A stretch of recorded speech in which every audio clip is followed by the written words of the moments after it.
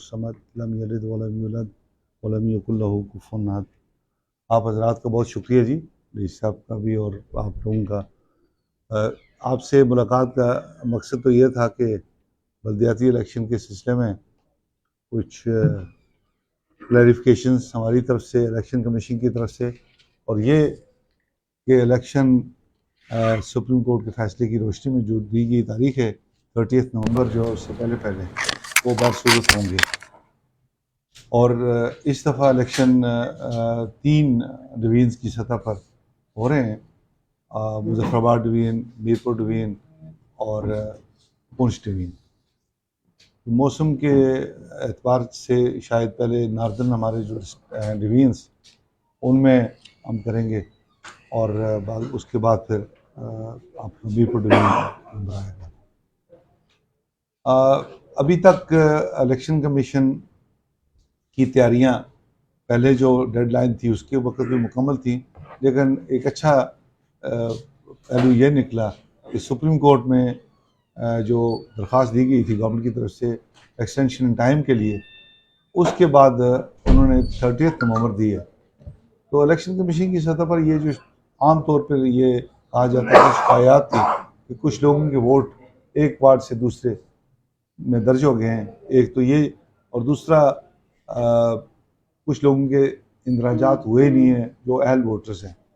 अब किसी अहल वोटर का वोट दर्ज होना कानून के मुताबिक भी लाजमी है, क्योंकि राइट ऑफ फ्रेंचाइज किसी का भी ख़त्म नहीं किया जा सकता। अगर कोई 18 साल का अहल बन गया है और उसका राइट ऑफ फ्रेंचाइज है और उसको आपने दर्ज करना ज़रूरी है। और ये राइट भी इंडिविजुअल का है, जो इनफरादी है, जो कि वोटर इनफरादी है, वो किसी का इन्फ्लुएंस नहीं है या किसी ज़ोर ज़बरदस्ती पे तो नहीं उसने वोट दर्ज कराने, वो उसकी एक शहरी का है कि सिटीजन राइट है, पॉलिटिकल राइट है, जो उसको एक्सरसाइज करेगा।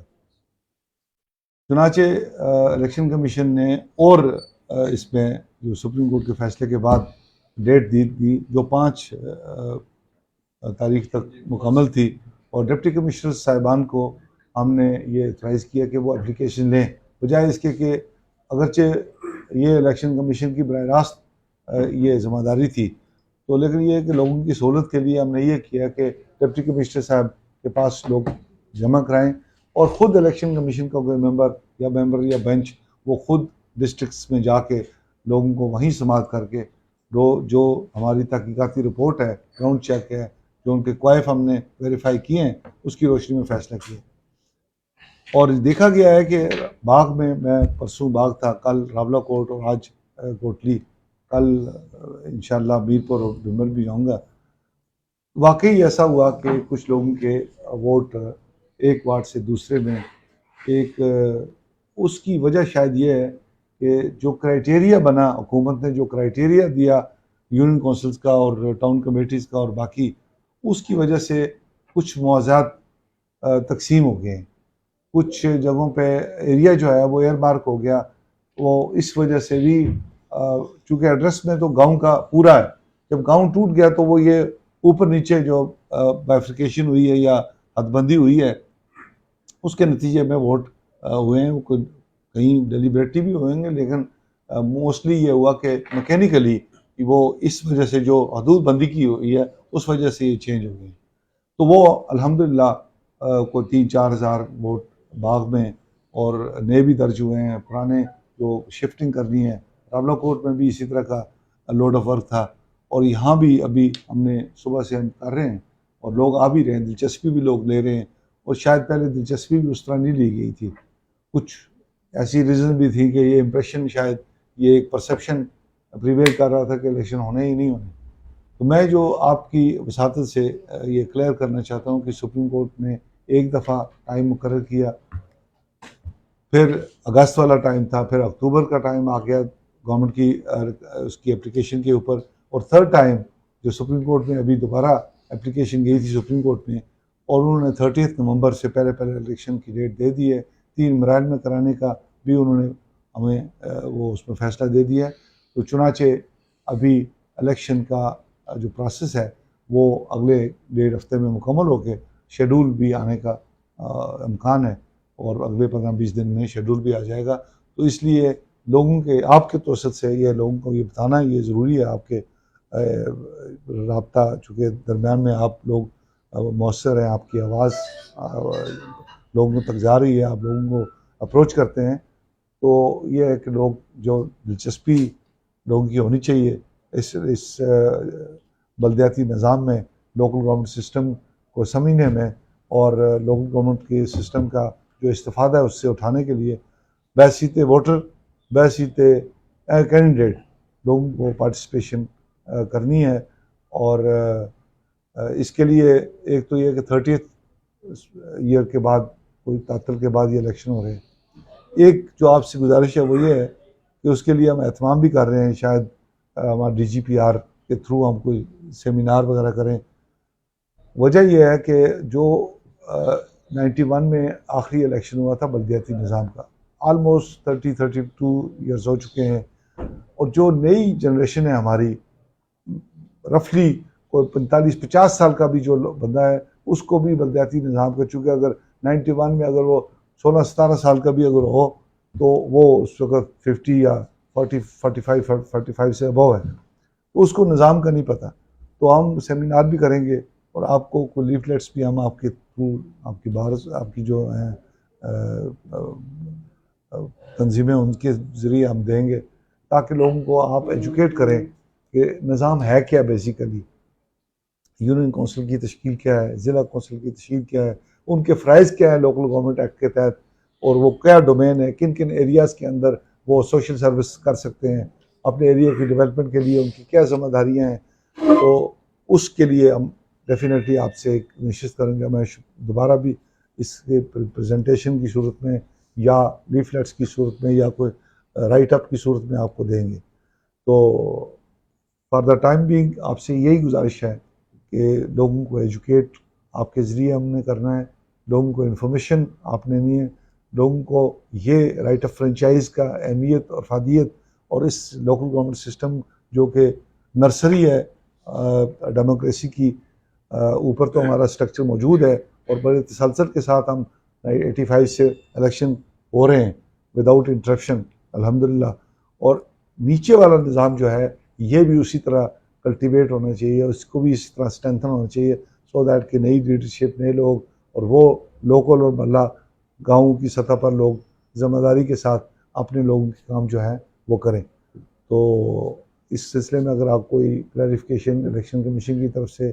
कोई सवाल हो तो यू आर मोस्ट वेलकम जी। मैं ये जानना चाहता हूँ कि आपने जैसे फरमाया कि 30 नवंबर से इंतखाबात होने लाजमी है होंगे, इंशाल्लाह। मैं ये जानना चाहता हूँ कि इनके फंड्स का क्या कब मिलने की हुआ?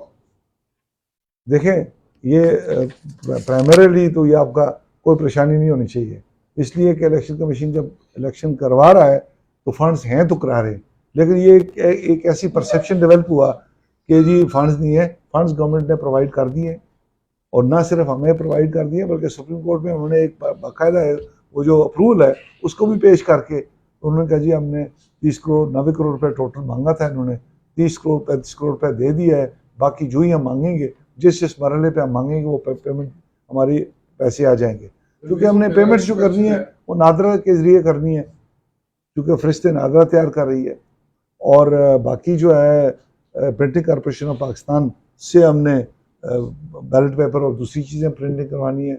जो फील्ड के अंदर काम किया है वो हमारा महकमा माल का स्टाफ है, डिप्टी कमिश्नर्स ने काम किया है, तो उनको हमने डायरेक्ट पेमेंट करनी है। चौथा मरहला है हमारी लाइन ऑर्डर के लिए जो हमारी आएगी फोर्स, वो हमारी चूँकि 3 मरहलों में करने का एक एक्सक्यूज़ ये लिया गया था गवर्नमेंट की तरफ से कि हमारे पास शायद कोई कमिटमेंट ऐसी नहीं है गवर्नमेंट ऑफ पाकिस्तान की तरफ से कि रेंजर्स और बाकी लॉ इन्फोर्समेंट एजेंसी जो है ना वो हमें उनकी उस जिस तादाद में हमें चाहिए 38,000 या 37,000 चाहिए उतनी मिले, तो इसलिए सुप्रीम कोर्ट ने उनकी बात मान ली। उन्होंने कहा ठीक है, अगर ये बात है तो इलेक्शन कमीशन ने पहले ही ये तजवीज़ दी थी कि 3 मराहल में किया जाए, क्योंकि उस सूरत में हमें फोर्स की बाहर से फोर्स की कम जरूरत पड़ेगी।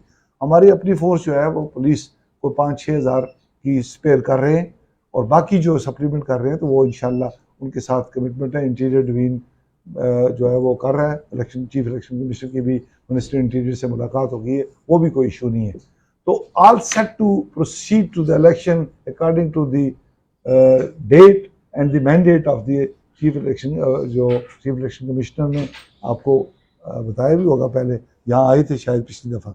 तो हम बिल्कुल सुप्रीम कोर्ट की दी हुई डेडलाइन के मुताबिक अपनी अरेंजमेंट्स मुकम्मल हैं, कोई वरी नहीं है, ना फंड्स की ना कोई और की, अरेंजमेंट्स भी मुकम्मल है।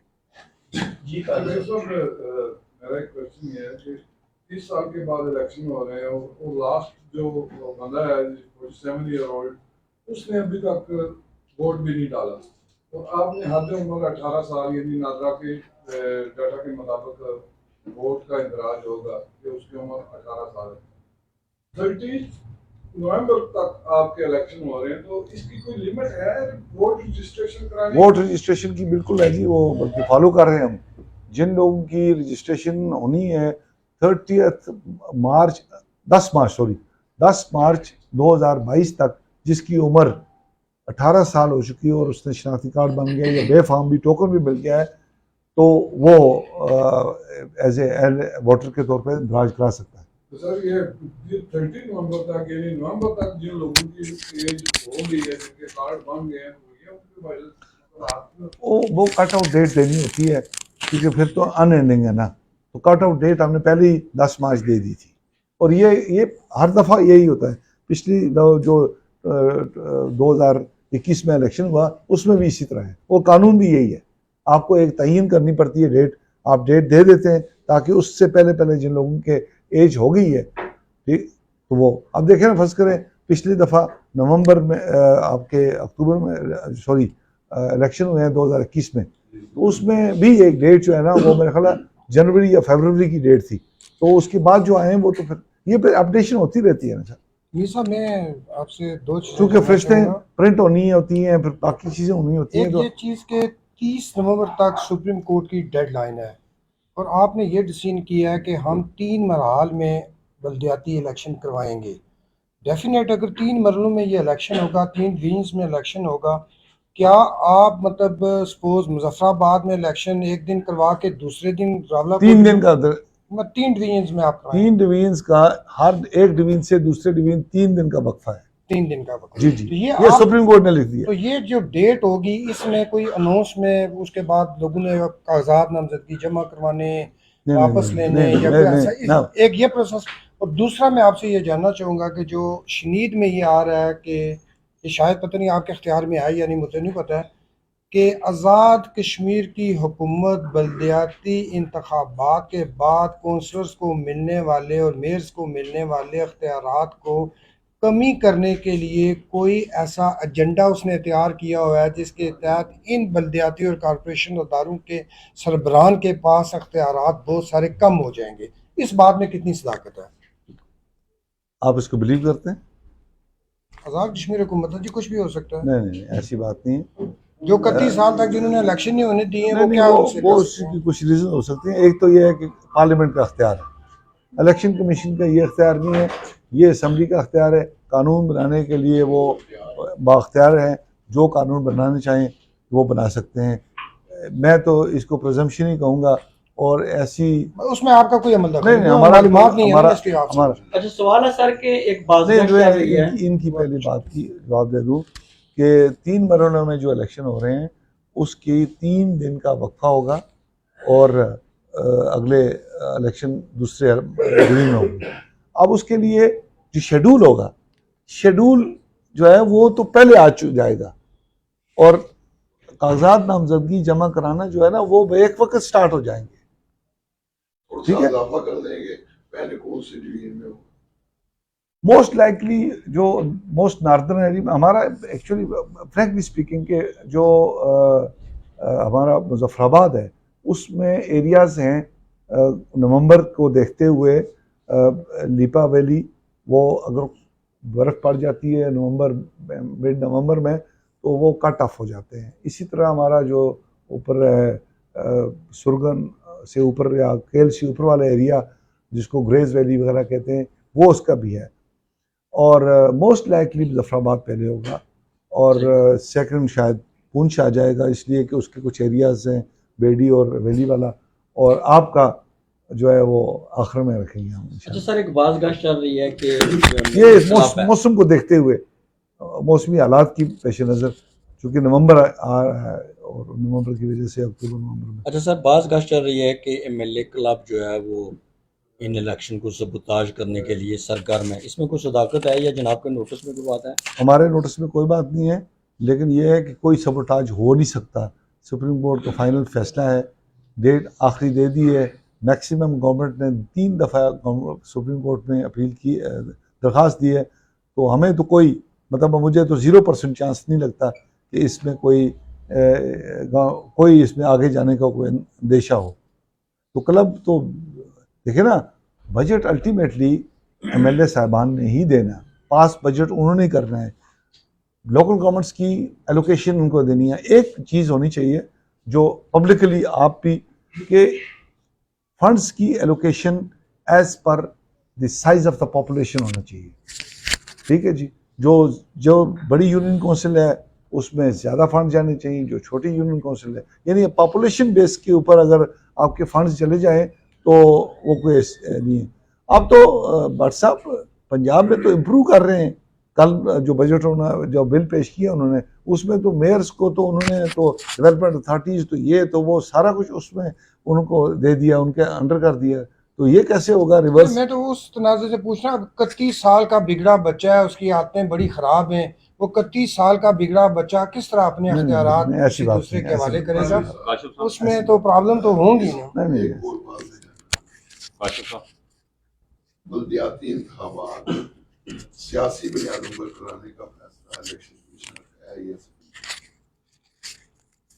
देखें, सियासी या गैर सियासी, जमाती या गैर सियासी तो यही है, जमाती और सॉरी गैर सियासी, सियासी नहीं है बल्कि जमाती और गैर जमाती बुनियादों, जमाती और गैर जमाती बुनियादों पर कराने का अख्तियार जो है वो इलेक्शन कमीशन के पास ज़रूर है, लेकिन कंसल्टेशन गवर्नमेंट के साथ करनी है। इसलिए कि स्टेक होल्डर कौन है, इलेक्शन किसने करना है, आपके फील्ड के अंदर प्लेयर्स जो हैं, एक्टर्स हैं, वो जेन्युइनली यही लोग हैं, पॉलिटिकल पार्टीज हैं।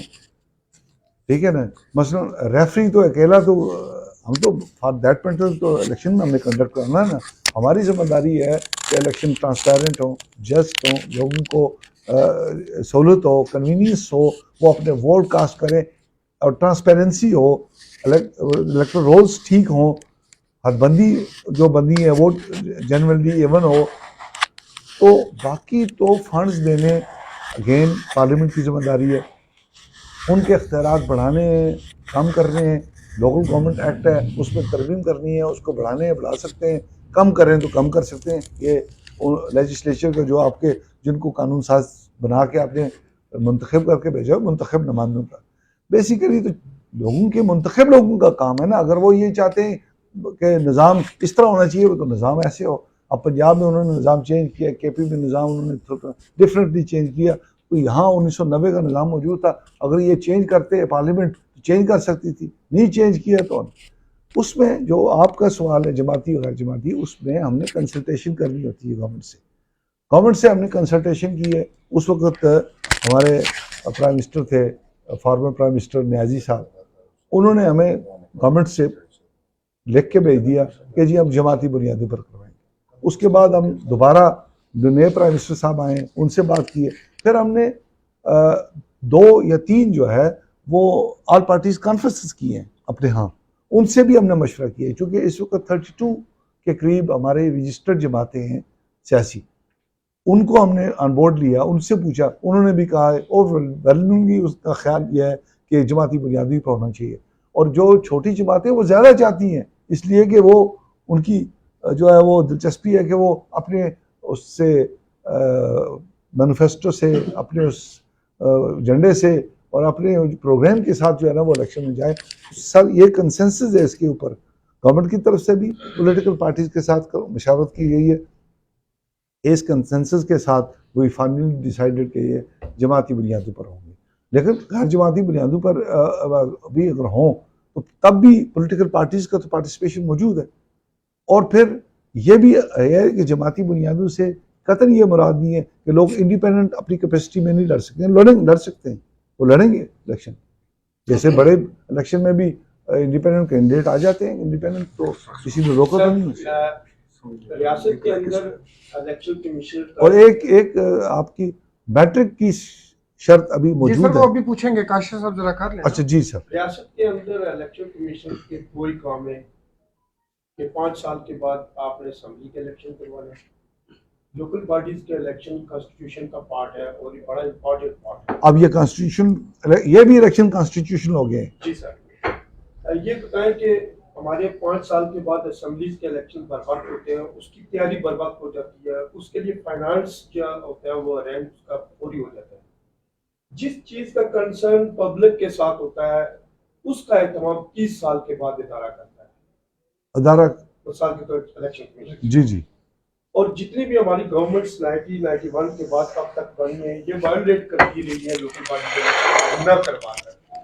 उस पर इलेक्शन कमीशन क्या करता रहा एक्शन, फोर्स क्यों नहीं करता रहा? जनाब, बड़ा पर्टिनेंट सवाल आपने इसके किया। साथ रिलेटेड है कि अगर इलेक्शन कमीशन आजाद और मुख्तार है अपनी पॉलिसीज में, तो बाहर जगहों पे हमने देखा है कि वो अपनी इम्प्लीमेंटेशन करवाने में बिल्कुल नाकाम है। कैसे, कोई मिसाल दे दें। मिसाल के तौर पर ये हालिया मेंबर असेंबली जो मंजर है मर्डर और बंद कर हैं? फैसला हुआ है, जफर मलिक का जी जी। फैसला हुआ है, उसको भी नोटिफाई करवाने में या करने में लालू लहर से काम कर लिया। बिल्कुल ठीक है। और इसी के साथ ही तीसरा फिर एक ही बार आप बता दें, ये कितना बड़ा सितम ज़रीफी है कि जिन्होंने कानून साजी कर, मेरे ख्याल है ये बड़े पर्टिनेंट दो बातें, इनको मैं स्पेसिफिकली एड्रेस करूँ। चलो दो का पहले जवाब। पहले मलिक साहब पे आते हैं जी। मलिक साहब के बारे में सुप्रीम कोर्ट का नया अपील चल रही है। कानून ये कहता है और आइन ये कहता है, कोई भी अगर नाअहल हो ड्यूरिंग दी उसकी मेंबरशिप, तो स्पीकर साहब चूंकि वो कस्टोडियन ऑफ द हाउस हैं, तो स्पीकर साहब रेफरेंस भेजते हैं इलेक्शन कमीशन में और इलेक्शन कमीशन उस पर डिसीजन करता है और नोटिफाई करेगा। इन केस ऑफ अगर उसकी मेंबरशिप खत्म होती है तो उस तरह नोटिफाई करेगा, अगर वो नहीं खत्म होती है तो तब दूसरी सूरत है, इस तरह करेगा। इलेक्शन कमीशन खुद से इनिशिएट नहीं कर सकता। कस्टोडियन ऑफ द हाउस जो है उसके पास ये कानूनी आईनी तौर पर उसकी जिम्मेदारी है कि अगर वो ये समझता है किसी के बारे में, आपने दरख्वास्त दे दी, मैंने दरख्वास्त दी, किसी ने दरख्वास्त दी, और बादी नज़र में वो समझता है कि ये दरख्वास्त जो है वो किसी मेंबर की मेंबरशिप के लिए ख़त्म होने की जो है वो उसके ऊपर जो है वो मुंतज हो सकती है, तो वो इलेक्शन कमीशन को भेजेगा। वी आर वेटिंग, जिस दिन वो आएगी, जिस दिन भी आएगी, मलिक साहब के हवाले से या मलिक साहब के अलावा किसी के हवाले से, इलेक्शन कमीशन उस पर डिसीजन करेगा और वो हो जाएगा।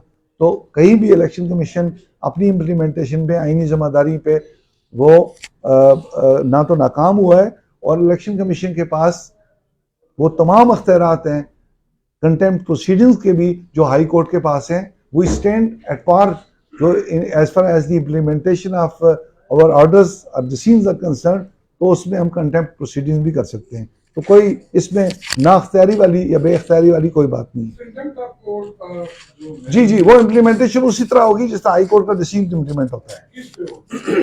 इलेक्शन कमीशन पे होगी? नहीं, इलेक्शन कमीशन जो फैसला करेगा, इलेक्शन कमीशन के पास जब कोई रेफरेंस आएगा उसके ऊपर जब फैसला करेगा उसकी इम्प्लीमेंटेशन हो जाएगी। मेरा कहने का मकसद है कि फैसला हो गया वो फैसला हो गया है, तो फैसले को मैं यही तो आपको कह रहा हूँ, आइन के तहत स्पीकर साहब ने हमारे पास भेजना है इलेक्शन कमीशन के पास। मैं ये कहना चाह रहा हूँ कि 2 महीने हो गए लेकिन तो असेंबली में आज अभी तक तो नहीं भेजे तो असेंबली वाले को पूछे ना बाबा। यस हजरत चौधरी अनवारुल हक स्पीकर आजाद जम्मू कश्मीर काउंसिल असेंबली से पूछे ना, हमारे साथ तो उस वक्त पूछे कि हमारे पास आएगी, हमने पूछी ना।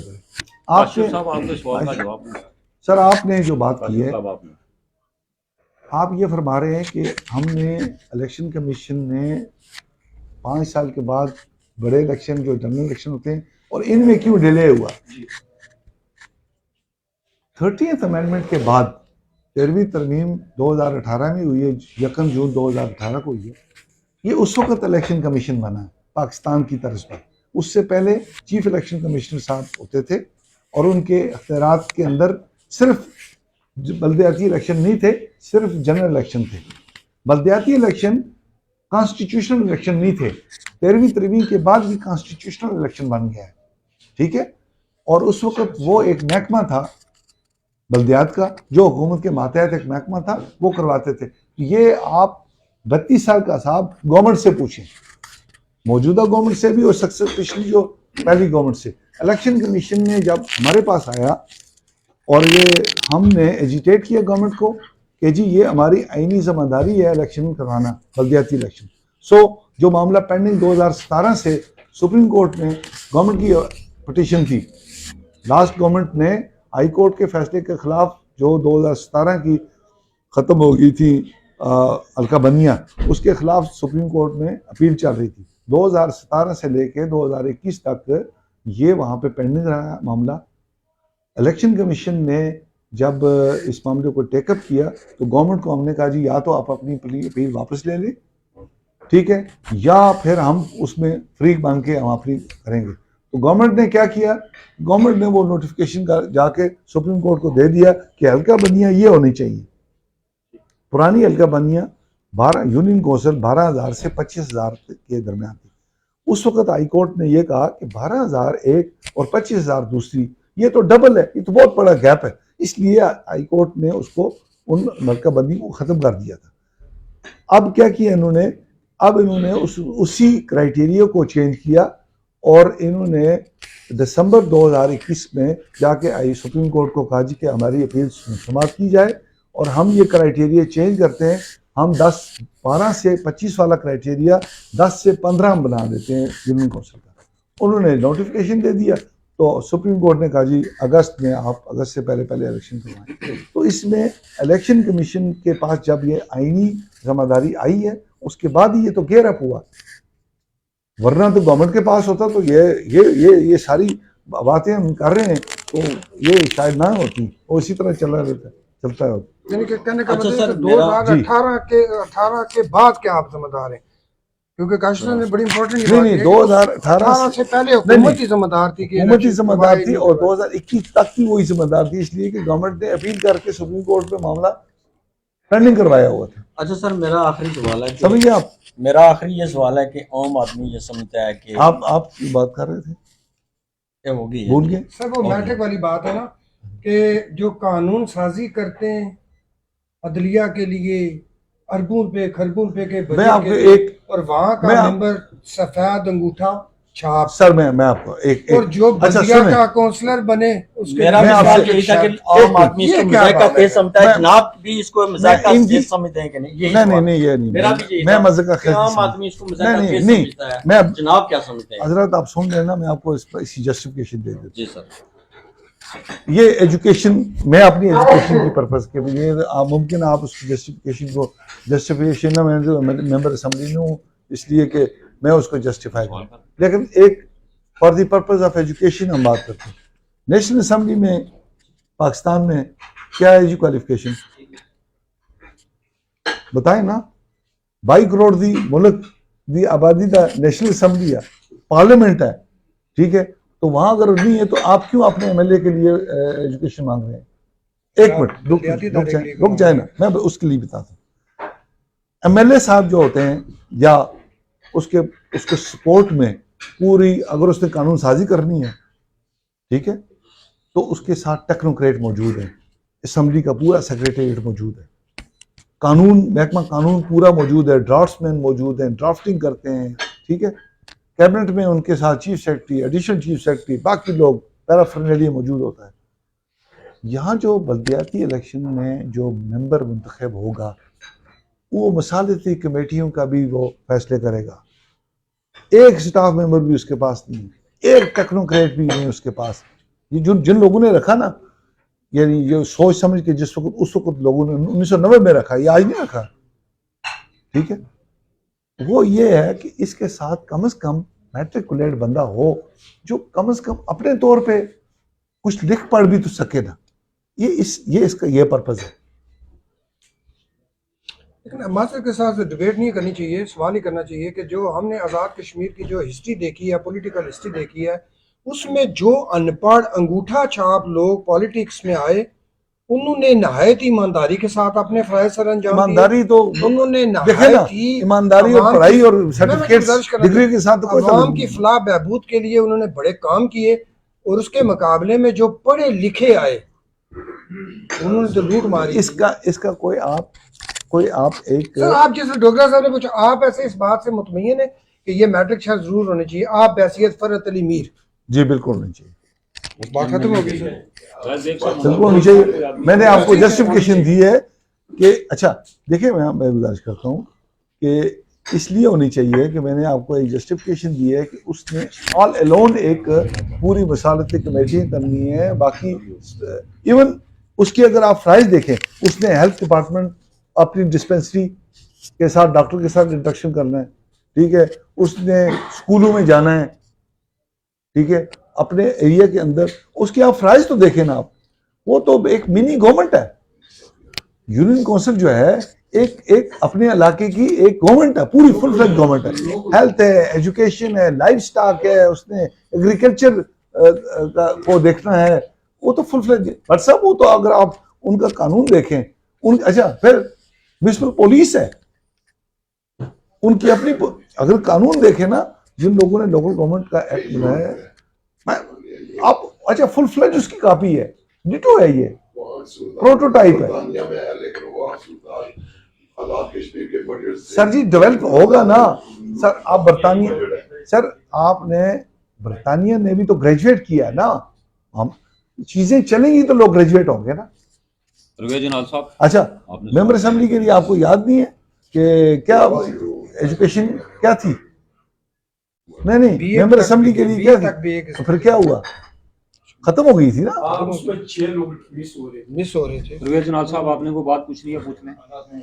जी सर, प्रेस क्लब बना पर भेजना। सवाल है, आपने अभी फरमाया कि लोकल काउंसिल और यूनियन काउंसिल की तश्कील के लिए जो क्राइटेरिया सेट किया वो हुकूमत ने की है, इलेक्शन लॉ कानून पार्लियामेंट ने। जी हाँ, मैं उसी के मुताबिक पूछ रहा हूँ सर कि आपने जो क्राइटेरिया वो सेट गवर्नमेंट ने आपको दिया है, उसके मुताबिक तो कहीं लोकल काउंसिल जो है उसके वोटों की तादाद 1000 से 1500 होनी चाहिए लोकल की, और यूनियन काउंसिल की इसी तरह जो है वो 10,000 से लेके 15,000 तक होनी चाहिए। लेकिन यहाँ बाज़ लोकल काउंसिल हैं जिनके वोटों की तादाद जो है वो 1100 है, और बाज़ ऐसी हैं कि जिनकी 2700 है। वो मेरे पास रिकॉर्ड भी मौजूद है, चाहे मेरे पास है।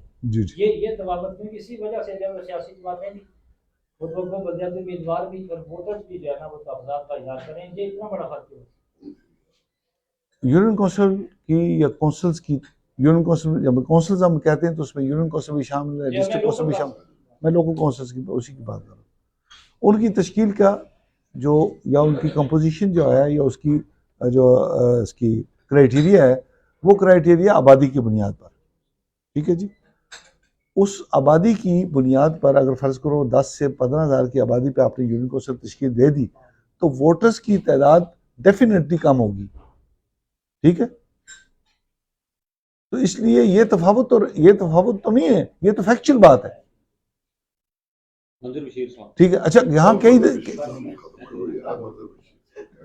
वोटरों का निराश किया गया है, वोटरों से तो नहीं पूछा गया कि आप वो डाला जाए, वो इसका कश में हमें उधर वोट जहाँ पे डालना है तो डालना है, पहले से डालना था। नहीं, उसके लिए तो क्राइटेरिया मेरे भाई मौजूद है कि आपका कौमी शनाख्ती कार्ड के अंदर जो आपका मुस्तकिल पता है, ठीक है ना, वो मुस्तकिल पता में वो उस पर दर्ज होगा।